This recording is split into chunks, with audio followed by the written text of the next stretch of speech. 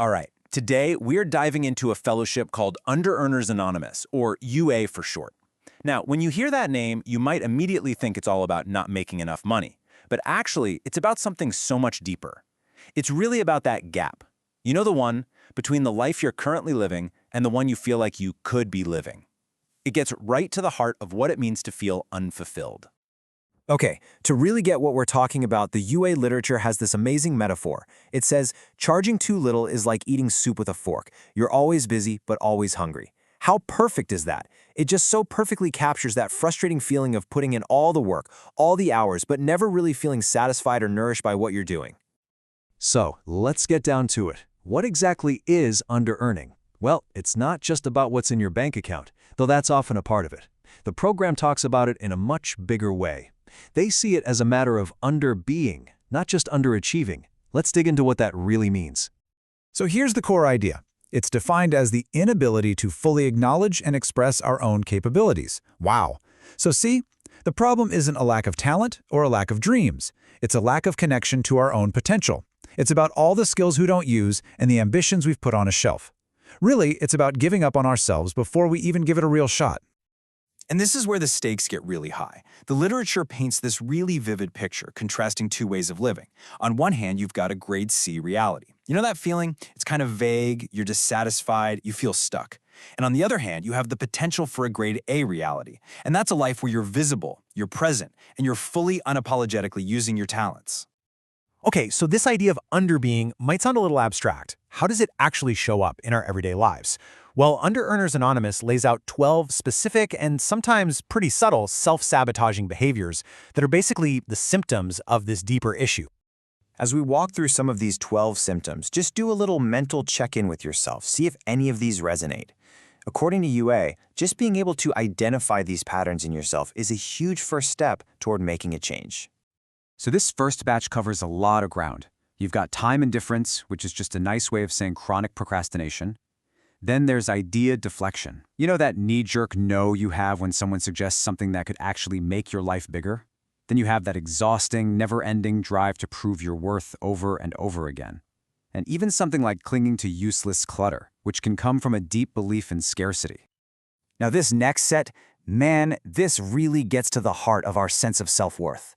We're talking about things like compulsively giving away your time and skills for free, being terrified to ask for fair pay, choosing to work all alone when you know a team would be more powerful, and that classic burnout cycle, right? You go, go, go until you're completely exhausted, and then you crash and do nothing. And this final group of symptoms really shows how this can become straight-up self-sabotage. Things like starting a dozen projects but finishing none of them, or this fascinating one they call stability boredom. That's where things are going well, so you subconsciously create a little drama that messes with your security.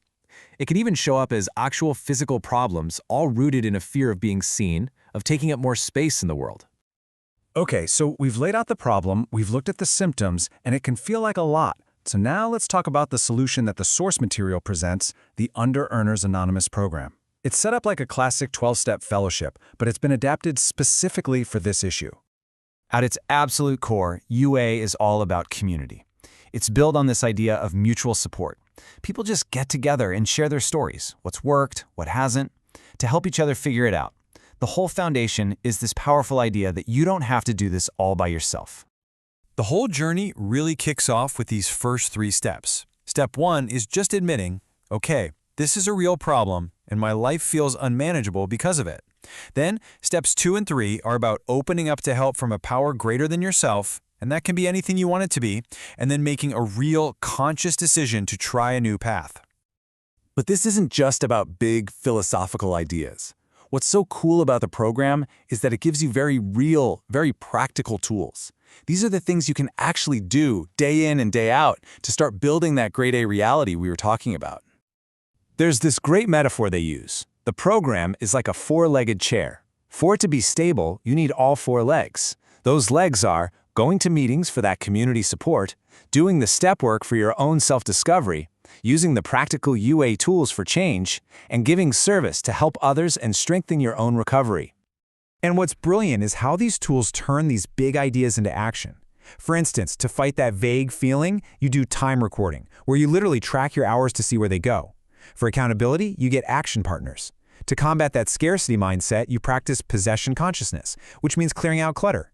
And saving money, even a tiny amount, becomes this powerful, tangible act of faith in your own future. So this all leads us to the big goal of the program, the transformation. What's the payoff for all this work? Well, the literature talks about this profound shift away from a life that's driven by fear and toward one that's about genuine fulfillment.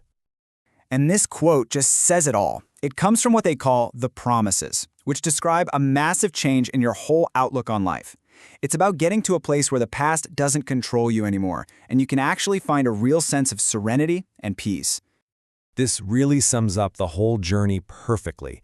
It's a move away from what they call a deprivation consciousness, which is rooted in fear and keeps you isolated and stuck. And it's a move toward a prosperity consciousness, which is a whole new mindset built on gratitude, self-acceptance, and taking real action with the support of a community. And you know, in the end, the whole process really boils down to this one simple but totally game-changing question. A question we can all ask ourselves, whether we're in a program or not. How is this serving me? When you start asking that about your thoughts, your habits, your beliefs, you start taking your power back. It's how you can consciously start to build a life that actually reflects your true potential.